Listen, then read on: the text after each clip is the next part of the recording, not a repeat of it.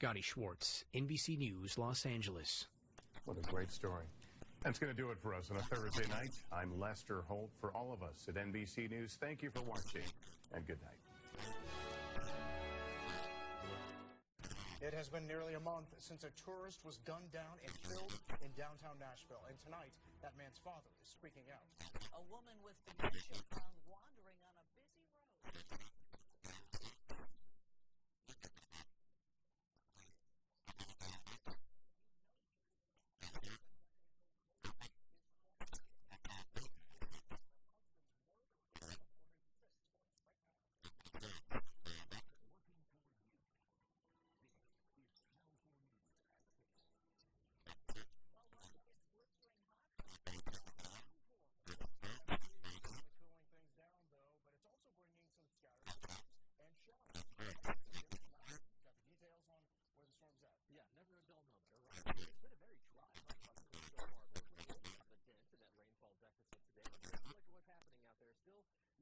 Completely ruling out the possibility of a strong to severe thunderstorm in eastern middle Tennessee, but that threat is diminishing by the day, especially now that the sun is going down.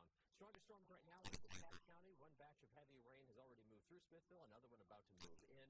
These showers and storms moving to the east-northeast, so they're going to be affecting Cookeville as well. Farther up the line in northeastern middle Tennessee, some heavier downpours through Jackson, Clay counties, up into Cumberland and Clinton counties in southern Kentucky as well, and some showers still in southeastern middle Tennessee, but there's not a whole lot stirring to the west of the city.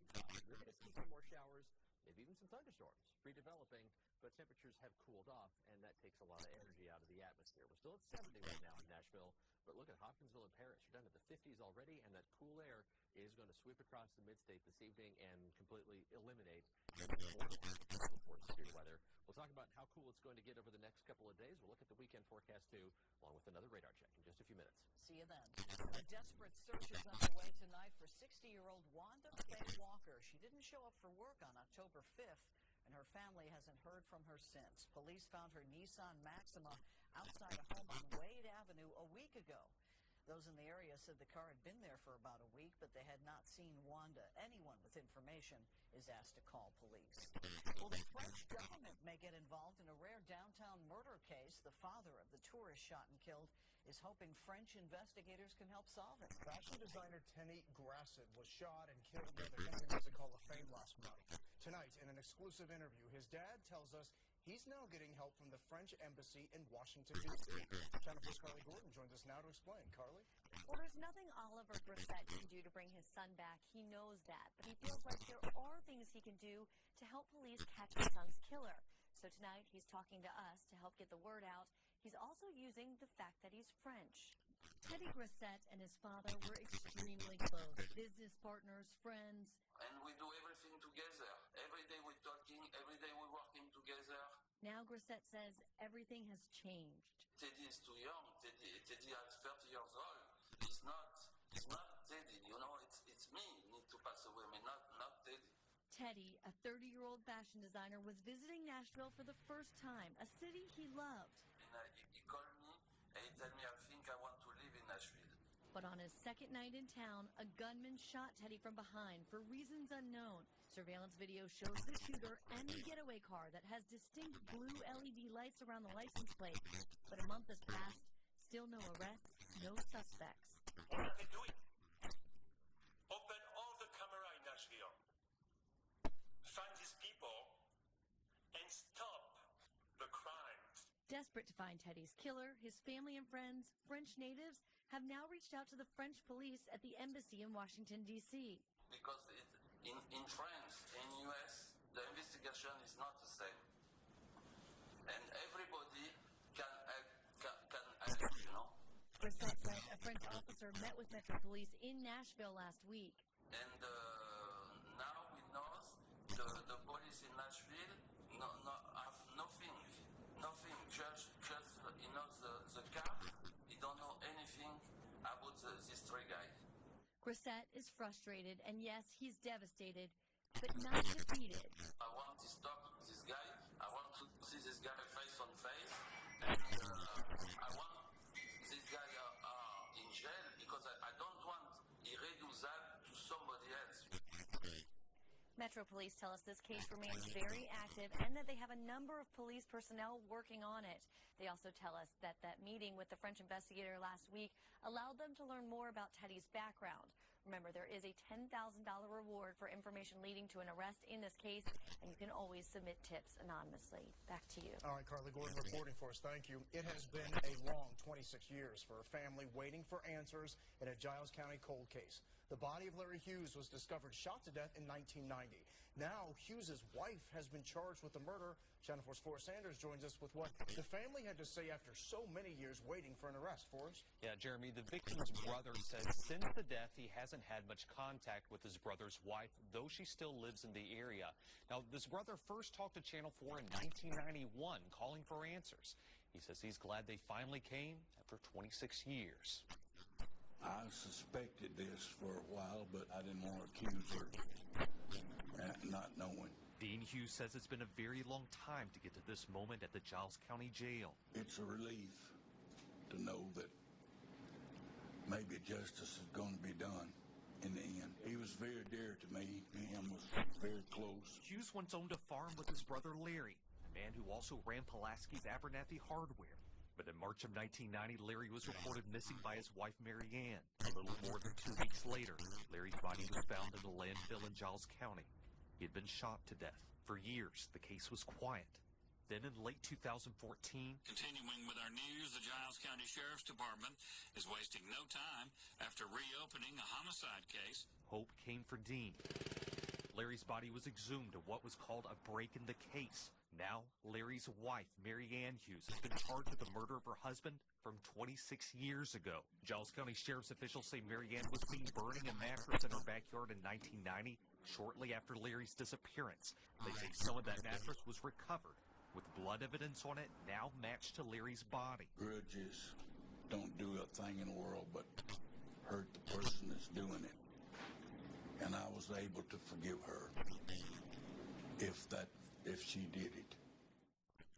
The district attorney general says they believe someone helped Mary Ann move the body and the person is still in the area.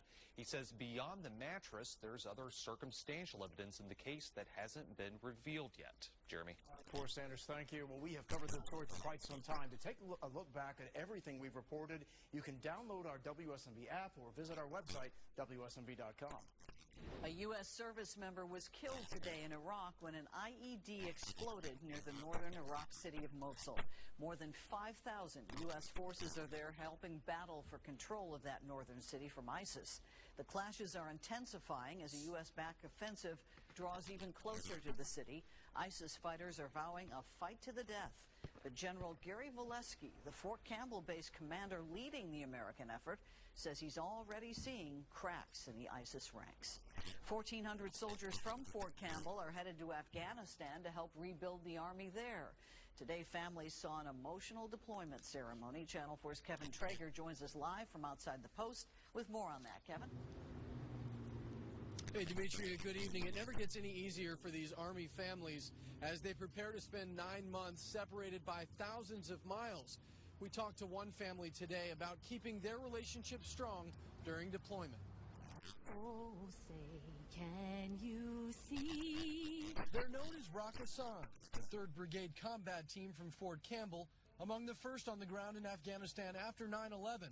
And now they're going back for another deployment. We will do this to prevent further attacks on the United States or our interests around the globe. We will do this to give the people of Afghanistan a chance for a better life, because that's what we do as American soldiers. The 9-month deployment will send husbands and wives, moms and dads to fight in the Middle East. Among them is Captain Patrick Morgan. I miss the kids and my entire family. The things that we've been through over the last 10 years is definitely makes us stronger, and part of that is absolutely the military. This will be Captain Morgan's 3rd deployment. His first is part of the 3rd Brigade combat team, led by Colonel Larry Burris. This is what they signed up to do. They signed up, enlisted in the Army to defend our freedoms and do the things that the President has asked us to do, and they're all very motivated, excited to go. And as the Morgan family prepares to say their goodbyes, they know the sacrifice is for a greater cause. We're proud of him, concerned, worried, and just hopeful that it goes without any incidents and that he comes back safely. Now, these deployments will happen in waves over the next 10 days, and the soldiers will have internet capabilities while they're deployed overseas for Skype and phone calls with family. Reporting live at Fort Campbell, Kevin Traeger, Channel 4 News. All right, thank you, Kevin. Well, a forewarned traffic alert to tell you about. PDOT is warning drivers to be aware of a superload coming through Tennessee overnight tonight. It will affect traffic on I-24 and Briley Parkway. A massive truck will pass through Nashville on its way to Florida. It will take up 2 lanes of traffic, and it can only drive up to 60 miles per hour.